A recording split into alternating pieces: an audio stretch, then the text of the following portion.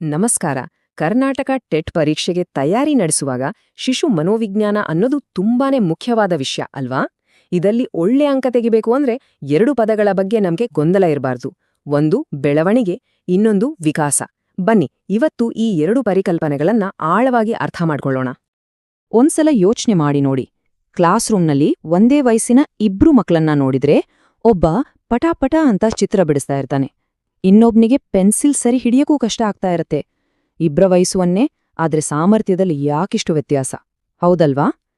ಈ ಪ್ರಶ್ನೆಯ ಹಿಂದಿರೋ ರಹಸ್ಯ ಏನು ಅಂತ ಇವತ್ತು ತಿಳ್ಕೊಳ್ಳೋಣ. ಸರಿ, ಹಾಗಾದ್ರೆ ಇವತ್ ನಾವು ಏನೆಲ್ಲ ಕಲಿಯಲಿದ್ದೇವೆ? ಮೊದಲಿಗೆ ಬೆಳವಣಿಗೆ ಮತ್ತು ವಿಕಾಸ ಅಂದ್ರೆ ಏನು ಅಂತ ನೋಡೋಣ.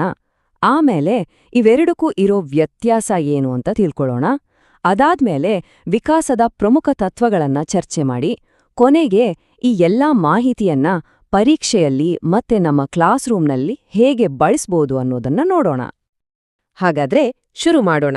ನಮ್ಮ ಶಿಶು ಮನೋವಿಜ್ಞಾನದ ತಿಳುವಳಿಕೆಗೆ ಒಂದು ಗಟ್ಟಿ ಅಡಿಪಾಯ ಹಾಕೋಣ, ಯಾಕಂದ್ರೆ ಈ 2 ಪದಗಳೇ ಆ ಅಡಿಪಾಯದ ಮೂಲ ಸ್ತಂಭಗಳು. ಮೊದಲಿಗೆ ಬೆಳವಣಿಗೆ ಅಂದ್ರೆ ಏನ್ ನೋಡೋಣ. ಇದು ತುಂಬಾ ಸಿಂಪಲ್. ಇದನ್ನ ನಾವು ಕಣ್ಣಾರೆ ನೋಡ್ಬೋದು, ಅಳತೆ ಕೂಡ ಮಾಡ್ಬೋದು. ಅಂದ್ರೆ ಒಂದು ಮಗುವಿನ ಎತ್ತರ ಜಾಸ್ತಿ ಆಗೋದು, ತೂಕ ಹೆಚ್ಚಾಗೋದು, ಕೈ ಕಾಲುಗಳು ಉದ್ದ ಆಗೋದು, ಇದೆಲ್ಲ ಬೆಳವಣಿಗೆ. ಇದು ಪೂರ್ತಿಯಾಗಿ ದೈಹಿಕವಾದುದು, ಅಂದ್ರೆ ಕ್ವಾಂಟಿಟೇಟಿವ್, ಪರಿಮಾಣಾತ್ಮಕ, ಸೆಂಟಿಮೀಟರ್, ಕಿಲೋಗ್ರಾಂಗಳಲ್ಲಿ ಹೇಳ್ಬಹುದು. ಆದ್ರೆ ಒಂದು ಮುಖ್ಯವಾದ ವಿಷಯ ನೆನ್ಪಲ್ಲಿರ್ಬೇಕು, ಈ ಬೆಳವಣಿಗೆ ಜೀವನ ಪೂರ್ತಿ ನಡೆಯಲ್ಲ, ಒಂದು ವಯಸ್ಸಿಗೆ ಬಂದ್ಮೇಲೆ ನಿಂತೋಗುತ್ತೆ. ಈಗ ಬರೋಣ ವಿಕಾಸಕ್ಕೆ. ಇದು ಬೆಳವಣಿಗೆಗಿಂತ ತುಂಬಾನೇ ದೊಡ್ಡದು. ಬೆಳವಣಿಗೆ ಅನ್ನೋದು ವಿಕಾಸದ ಒಂದು ಭಾಗ ಅಷ್ಟೇ. ಯಾಕಂದ್ರೆ ವಿಕಾಸ ಬರೀ ದೇಹಕ್ಕೆ ಸೀಮಿತ ಆಗಿಲ್ಲ. ಒಂದು ಮಗು ಯೋಚನೆ ಮಾಡೋ ರೀತಿ, ಹೊಸ ಭಾಷೆ ಕಲಿಯೋದು, ಬೇರೆಯವ್ರ ಜೊತೆ ಹೇಗೆ ಬೆರೆಯುತ್ತೆ, ತನ್ನ ಕೋಪ ಸಂತೋಷವನ್ನ ಹೇಗೆ ಕಂಟ್ರೋಲ್ ಮಾಡುತ್ತೆ, ಇದೆಲ್ಲವೂ ವಿಕಾಸದಲ್ಲೇ ಸೇರುತ್ತೆ. ಇದು ಕ್ವಾಲಿಟೇಟಿವ್ ಅಂದ್ರೆ ಗುಣಾತ್ಮಕ. ಇದನ್ನ ಸ್ಕೇಲ್ ಇಟ್ಕೊಂಡು ಅಳಿಯೋಕಾಗಲ್ಲ, ಬದಲಾಗಿ ಮಗುವಿನ ನಡವಳಿಕೆಯನ್ನ ಗಮನಿಸಿ ಅಸೆಸ್ ಮಾಡ್ಬೇಕು. ಅಂದಾಗೆ ಇದು ಹುಟ್ಟಿನಿಂದ ಸಾಯೋವರೆಗೂ ನಡೀತಾನೇ ಇರುತ್ತೆ. ಓಕೆ, ಈಗ ಇವೆರಡರ ನಡುವಿನ ವ್ಯತ್ಯಾಸ ನಮಗೆ ಎಷ್ಟು ಕ್ಲಿಯರ್ ಆಗಿ ಗೊತ್ತಾಗುತ್ತೋ ಎಕ್ಸಾಮ್ನಲ್ಲಿ ಅಷ್ಟು ಸುಲಭವಾಗಿ ಉತ್ತರ ಬರೀಬೋದು. ನೆನ್ಪಿಡಿ, ಇವೆರಡೂ ಒಂದಕ್ಕೊಂದು ಸಂಬಂಧ ಹೊಂದಿವೆ, ಆದ್ರೆ ಒಂದೇ ಅಂತೂ ಅಲ್ಲ. ಹಾಗಾದ್ರೆ ಆ ವ್ಯತ್ಯಾಸಗಳು ಏನು ಅಂತ ನೋಡೋಣ ಬನ್ನಿ. ನೋಡಿ, ಈ ಟೇಬಲ್ ಇದೆಯಲ್ಲ, ಇದು ನಮ್ಮ ಇವತ್ತಿನ ಚರ್ಚೆಯ ಪ್ರಮುಖ ಭಾಗ. ಸಿಂಪಲ್ ಆಗಿ ಹೇಳೋದಾದ್ರೆ ಬೆಳವಣಿಗೆ ಅನ್ನೋದು ವಿಕಾಸದ ಒಳಗಿರುವ ಒಂದು ಚಿಕ್ಕ ಭಾಗ. ಬೆಳವಣಿಗೆ ಒಂದು ಟ್ರೈನ್ ಮಾದ್ರಿ. ಅದು ಒಂದು ಸ್ಟೇಷನ್ಗೆ ಅಂದ್ರೆ ಯೌವನಕ್ಕೆ ಬಂದ್ಮೇಲೆ ನಿಂತುಬಿಡುತ್ತೆ. ಆದ್ರೆ ವಿಕಾಸ ಇದೆಯಲ್ಲ, ಅದು ಆ ಟ್ರೈನ್ ಒಳಗಿರೋ ನಮ್ಮ ಪ್ರಯಾಣದ ಹಾಗೆ. ನಮ್ಮ ಅನುಭವಗಳು, ನಾವು ಕಲಿಯೋದು, ನಮ್ಮಲ್ಲಾಗೋ ಬದಲಾವಣೆಗಳು, ಇದೆಲ್ಲ ಜೀವನ ಪೂರ್ತಿ ನಡೀತಾನೇ ಇರುತ್ತೆ. ಸೊ ಮುಖ್ಯವಾದ ಪಾಯಿಂಟ್ ಏನು ಅಂದ್ರೆ ಬೆಳವಣಿಗೆ ನಿಲ್ಲುತ್ತೆ, ಆದ್ರೆ ವಿಕಾಸ ಯಾವತ್ತೂ ನಿಲ್ಲಲ್ಲ. ಸರಿ, ವಿಕಾಸ್ ಅನ್ನೋದು ಒಂದು ನಿರಂತರ ಪ್ರಯಾಣ ಅಂತ ನಮ್ಗೀಗ ಗೊತ್ತಾಯ್ತು. ಆದ್ರೆ ಈ ಪ್ರಯಾಣಕ್ಕೇನಾದ್ರೂ ರೂಲ್ಸ್ ಇದೆಯಾ, ಅಥವಾ ಸುಮ್ನೆ ಎಲ್ಲೆಲ್ಲಿಗೂ ಹೋಗುತ್ತಾ? ಖಂಡಿತವಾಗಿಯೂ ಇದಕ್ಕೆ ಕೆಲವು ಆಟದ ನಿಯಮಗಳು ಇವೆ. ಅವುಗಳನ್ನೇ ನಾವು ವಿಕಾಸದ ತತ್ವಗಳು ಅಂತ ಕರೆಯೋದು. ಮೊದಲನೇ ಮತ್ತು ತುಂಬಾನೇ ಇಂಟ್ರೆಸ್ಟಿಂಗ್ ಆಗಿರೋ ರೂಲ್ ದಿಶೆಯ ತತ್ವ. ಇದರ ಪ್ರಕಾರ ಒಂದು ಮಗುವಿನ ದೈಹಿಕ ವಿಕಾಸ ಇದೆಯಲ್ಲ, ಅದು ಒಂದು ನಿರ್ದಿಷ್ಟ ದಿಕ್ಕಿನಲ್ಲಿ ಸಾಗುತ್ತೆ. ಅಚ್ಚರಿ ಅಂದ್ರೆ ಇದು ಎಲ್ಲಾ ಮಕ್ಕಳಲ್ಲೂ ಒಂದೇ ಥರ ಇರುತ್ತೆ. ಹಾಗಾದ್ರೆ ಆ 2 ದಿಕ್ಕುಗಳು ಯಾವುವು? ಮೊದಲನೇದು ಸೆಫಾಲೋಕೌಡಲ್, ಅಂದ್ರೆ ವಿಕಾಸ ತಲೆಯಿಂದ ಶುರುವಾಗಿ ಕಾಲಿನ ಕಡೆಗೆ ಹೋಗುತ್ತೆ.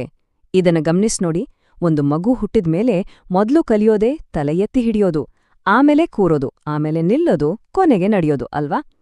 ಎರಡನೇದು ಪ್ರಾಕ್ಸಿಮೋಡಿಸ್ಟಲ್, ಅಂದ್ರೆ ವಿಕಾಸ ದೇಹದ ಮಧ್ಯಭಾಗದಿಂದ ಹೊರಗಡೆಗೆ ಸಾಗುತ್ತೆ. ಉದಾಹರಣೆಗೆ ಒಂದು ಮಗು ಮೊದಲು ಪೂರ್ತಿ ತೋಳನ್ನ ಆಡ್ಸೋಕ್ ಕಲಿಯುತ್ತೆ, ಆಮೇಲೆ ಅಲ್ವಾ ತನ್ನ ಪುಟ್ಟ ಬೆರಳುಗಳಿಂದ ಒಂದು ಸಣ್ಣ ವಸ್ತುವನ್ನ ಹಿಡಿಯೋಕ್ ಕಲಿಯೋದು. ಈ ತತ್ವ ನಾವೀಗಷ್ಟೇ ಮಾತಾಡಿದ ದಿಶೆಯ ತತ್ವಕ್ಕೆ ತುಂಬಾ ಹತ್ತಿರವಾಗಿದೆ. ಇದೇಳೋದೇನಪ್ಪಾ ಅಂದ್ರೆ ವಿಕಾಸ ಯಾವಾಗ್ಲೂ ಸ್ಥೂಲದಿಂದ ಸೂಕ್ಷ್ಮದ ಕಡೆಗೆ ಸಾಗುತ್ತೆ. ಅಂದ್ರೆ ಮಗು ಮೊದಲು ದೊಡ್ಡ ಸ್ನಾಯುಗಳನ್ನ ಬಳಸೋಕೆ ಕಲಿಯುತ್ತೆ. ಇದನ್ನ ಗ್ರೋಸ್ ಮೋಟರ್ ಸ್ಕಿಲ್ಸ್ ಅಂತೀವಿ. ಉದಾಹರಣೆಗೆ ಚೆಂಡನ್ನ ಎಸೆಯೋದು. ಆಮೇಲೆ ಸಣ್ಣ ಸಣ್ಣ ಸ್ನಾಯುಗಳನ್ನ ಬಳಸೋಕೆ ಕಲಿಯುತ್ತೆ. ಅದಕ್ಕೆ ಫೈನ್ ಮೋಟರ್ ಸ್ಕಿಲ್ಸ್ ಅಂತ ಹೇಳ್ತೀವಿ. ಅಂದ್ರೆ ಪೆನ್ಸಿಲ್ ಹಿಡಿದು ಬರೆಯೋದು. ನೋಡಿ ಎಲ್ಲವೂ ಹೇಗೆ ಒಂದಕ್ಕೊಂದು ಸೇರ್ಕೊಂಡು ನಡೆಯುತ್ತೆ ಅಂತ. ಸರಿ, ಈಗ ವಿಕಾಸದ ಪ್ರಯಾಣವನ್ನ ನಿಯಂತ್ರಿಸೋ ಇನ್ನೊಂದಿಷ್ಟು ಮುಖ್ಯವಾದ ತತ್ವಗಳನ್ನ ಸ್ವಲ್ಪ ವೇಗವಾಗಿ ಆದರೆ ಸ್ಪಷ್ಟವಾಗಿ ನೋಡ್ಬಿಡೋಣ. ಯಾಕಂದ್ರೆ ಟಿಇಟಿ ಪರೀಕ್ಷೆಯಲ್ಲಿ ಇವುಗಳ ಮೇಲೆ ಡೈರೆಕ್ಟ್ ಕ್ವೆಶ್ಚನ್ಸ್ ಬರುತ್ತೆ. ನೋಡಿ, ಈ ಎಲ್ಲಾ ತತ್ವಗಳು ಒಂದಕ್ಕೊಂದು ಹೇಗೆ ಕನೆಕ್ಟ್ ಆಗಿವೆ ಅಂತ. ನಿರಂತರತೆಯ ತತ್ವ ಹೇಳುತ್ತೆ ವಿಕಾಸ ಅನ್ನೋದು ಯಾವತ್ತೂ ನಿಲ್ಲದ ಒಂದು ಪಯಣ ಅಂತ. ಅದೇ ಸಮಯದಲ್ಲಿ ವೈಯಕ್ತಿಕ ವ್ಯತ್ಯಾಸಗಳ ತತ್ವ ಹೇಳುತ್ತೆ ಈ ಪಯಣದಲ್ಲಿ ಪ್ರತಿಯೊಬ್ಬರ ಸ್ಪೀಡ್ ಬೇರೆ ಬೇರೆ ಅಂತ. ಇನ್ನು ಏಕರೂಪತೆಯ ತತ್ವದ ಪ್ರಕಾರ ಎಲ್ಲರೂ ಹೋಗೋ ದಾರಿ ಒಂದೇ, ಅಂದ್ರೆ ಮೊದಲು ಕೂರೋದು ಆಮೇಲೆ ನಿಲ್ಲೋದು ಹೀಗೆ. ಆದ್ರೆ ಕೆಲವರು ಫಾಸ್ಟಾಗಿ ಹೋಗ್ತಾರೆ, ಕೆಲವರು ನಿಧಾನ.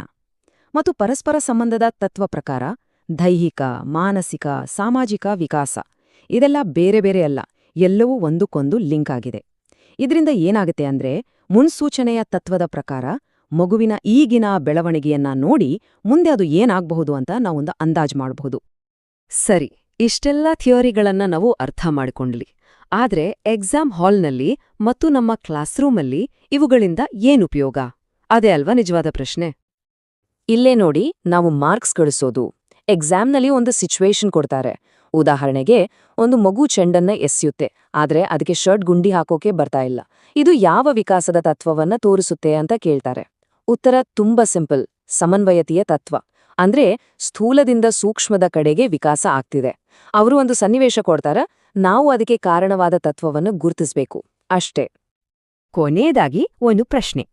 ಈ ಎಲ್ಲ ಜ್ಞಾನ ಬರೀ ಪರೀಕ್ಷೆಯಲ್ಲಿ ಮಾರ್ಕ್ಸ್ ತೆಗೆಯೋಕಷ್ಟೇನಾ, ಅಥವಾ ನಮ್ಮ ಕ್ಲಾಸ್ನಲ್ಲಿರೋ ಪ್ರತಿಯೊಂದು ಮಗು ಕೂಡ ತನ್ನದೇ ಆದ ಒಂದು ಸ್ಪೀಡ್ನಲ್ಲಿ, ತನ್ನದೇ ಆದ ಒಂದು ದಾರಿಯಲ್ಲಿ ಸಾಗ್ತಾ ಇದೆ ಅನ್ನೋದನ್ನ ಅರ್ಥ ಮಾಡ್ಕೊಂಡು ಅವ್ರಿಗೆ ಬೇಕಾದ ಹಾಗೆ ಮಾರ್ಗದರ್ಶನ ನೀಡೋ ಒಬ್ಬ ಒಳ್ಳೆ ಟೀಚರ್ ಆಗೋಕೆ ಈ ತತ್ವಗಳು ನಮ್ಗೆ ಸಹಾಯ ಮಾಡಲ್ವಾ?